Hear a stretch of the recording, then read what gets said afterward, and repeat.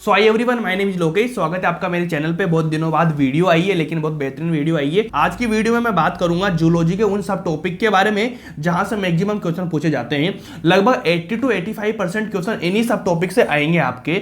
बाकी आपको मैंने चैप्टर्स बता दिए हैं कि सारे चैप्टर्स आप कर सकते हैं। उन चैप्टर को करो, चैप्टर के साथ में आपको उन सब टॉपिक पे मेनली फोकस करना है जो टॉपिक हमेशा पूछे जाते हैं। क्योंकि कभी कभी होता क्या है कि बच्चे उन सब टॉपिक को जो बहुत इंपॉर्टेंट होते हैं, वो डिफिकल्ट होता है थोड़ा सा, तो उसको छोड़ के आगे बढ़ जाते हैं। बढ़ने के बाद उनको लगता है कि यहां से क्वेश्चन नहीं आएगा, लेकिन वहां से क्वेश्चन आता है तो आपको एक आइडिया हो जाएगा कि कहां से क्वेश्चन आता है, कहां से क्वेश्चन नहीं आता है। इन सब टॉपिक को आप क्लियर करेंगे तो आप गारंटेड कह रहा हूं कि जूलॉजी में आपके 80 to 85% क्वेश्चन आराम से हो जाएंगे। तो सबसे पहले नंबर 1 पे जो अपना टॉपिक आता है वो आता है एनिमल किंगडम। एनिमल किंगडम में आपको 3 ऑप्शंस मिलेंगे। कौन कौन से? एक तो आर्थ्रोपोडा, एक मोलस्का, एक कोर्डेटा। इन 3 सब टॉपिक से मैक्सिमम क्वेश्चन पूछे जाते हैं हर साल। आप बिल्कुल एग्जाम के क्वेश्चंस उठा के देख लेना, आपको इनसे क्वेश्चन मिलेंगे मैक्सिमम क्वेश्चन। लगभग 80 to 85% क्वेश्चन यहां से मिलेंगे आप लोगों को। उसके बाद आता है अपना टिश्यू। टिश्यू में आपको 2 सब टॉपिक मिलेंगे। कौन कौन से? एक तो एनिमल टिश्यू मिलेगा, एक मिलेगा कॉकरोच। इन 2 सब टॉपिक से क्वेश्चन पूछा जाता है। देन आएगा डाइजेशन। डाइजेशन से आपको मिलेगा डाइजेस्टिव सिस्टम।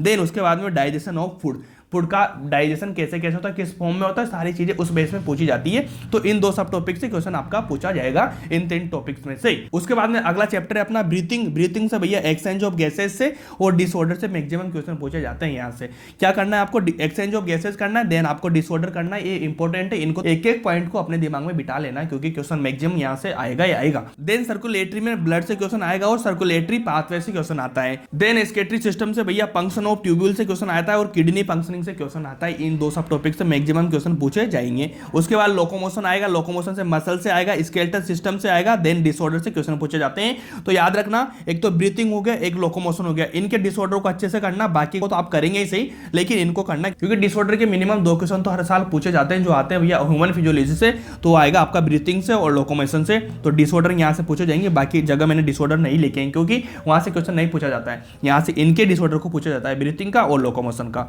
देन उसके बाद में आता है अपना नर्व सिस्टम। 21 नंबर का चैप्टर है 11th की बायोलॉजी का, ठीक है।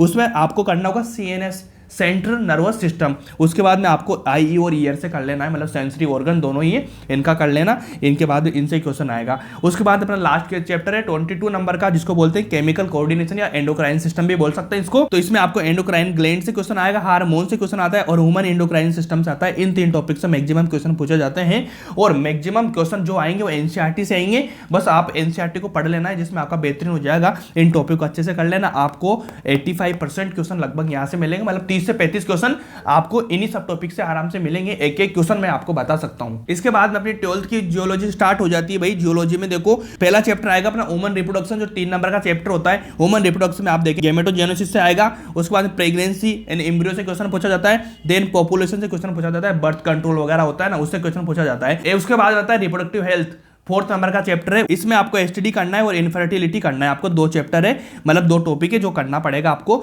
जिसमें आपका 3rd नंबर और 4th नंबर का चैप्टर खत्म हो चुका है। इसके बाद में अपना चैप्टर आता है जेनेटिक्स, जो पूरी बायोलॉजी का सबसे मेजर टॉपिक है और सबसे बेहतरीन क्वेश्चन यहां से आते हैं और सबसे ज्यादा क्वेश्चन भी यहां से पूछे जाते हैं। तो इससे भैया जेनेटिक्स में 5 और 6 नंबर का चैप्टर है। इसमें मैक्सिमम क्वेश्चन कहां से आएंगे? मेंडल लॉ से आएंगे। इनहेरिटेंस ऑफ 1 जीन का आएगा। 1 जीन 2 जीन का होता है, लेकिन 1 जीन का पढ़ना पड़ेगा, वहां से पूछा जाता है 1 जीन का। देन जेनेटिक डिसऑर्डर से क्वेश्चन आता है। डीएनए से आएगा, रेप्लिकेशन से आएगा, ट्रांसक्रिप्शन से आएगा और डीएनए फिंगरप्रिंट से क्वेश्चन आएगा।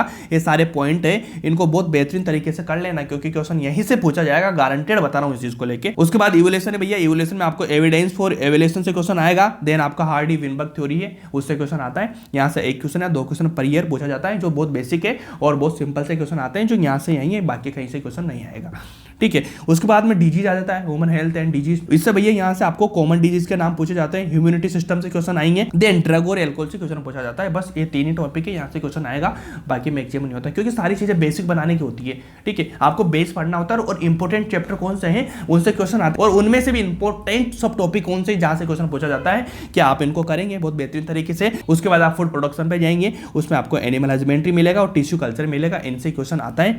माइक्रोब्स पे जाएंगे, 10 नंबर का चैप्टर है।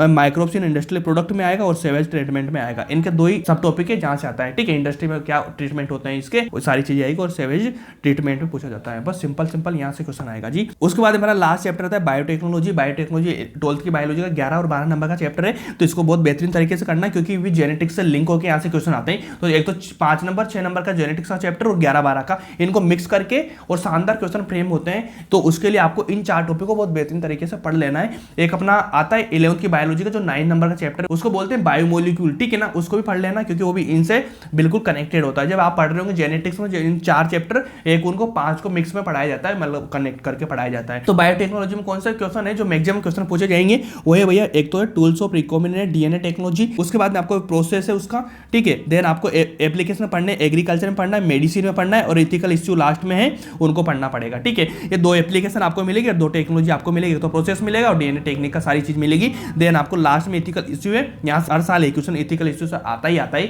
कौन कौन से इश्यूज वगैरह चल रहे हैं अपने, उनसे क्वेश्चन आता है। तो बस ये वाली चीजें थी। अब इसके बाद में अगर मैं लास्ट में आपको बिल्कुल इंपॉर्टेंट चीज बतानी चाहूँ कि सबसे मेजर जो जूलॉजी के टॉपिक है वो कौन से वाले हैं भाई, तो आप सिंपल लिख लेना। सबसे इंपॉर्टेंट की मैं बात करता हूं, इनके सब टॉपिक कर लिया, लेकिन कुछ चैप्टर ऐसे हैं जिनको बहुत बेहतरीन तरीके से करना पड़ेगा आपको। वो होता है नंबर 1 पे अपना जेनेटिक्स। कौन सा भाई, जेनेटिक्स, ठीक है। जेनेटिक्स है, देन उसके बाद में एक अपना है रिप्रोडक्शन, ठीक है। जेनेटिक्स रिप्रोडक्शन है जिसमें 2 चैप्टर आते हैं। ये 2 टॉपिक ऐसे हैं कि इनको अच्छे से करो यार, ठीक है, क्योंकि यहाँ से क्वेश्चन बहुत सिंपल आते हैं और ज्यादा क्वेश्चन पूछे जाते हैं, तो इनको करेंगे तो बेहतरीन काम हो जाएगा आपका। तो ये सब कुछ बताया मैंने आपको जूलॉजी के बारे में। अगली वीडियो में अपन बात करेंगे बॉटनी के जो सब टॉपिक है उनको लेके आऊंगा बहुत बेहतरीन तरीके से।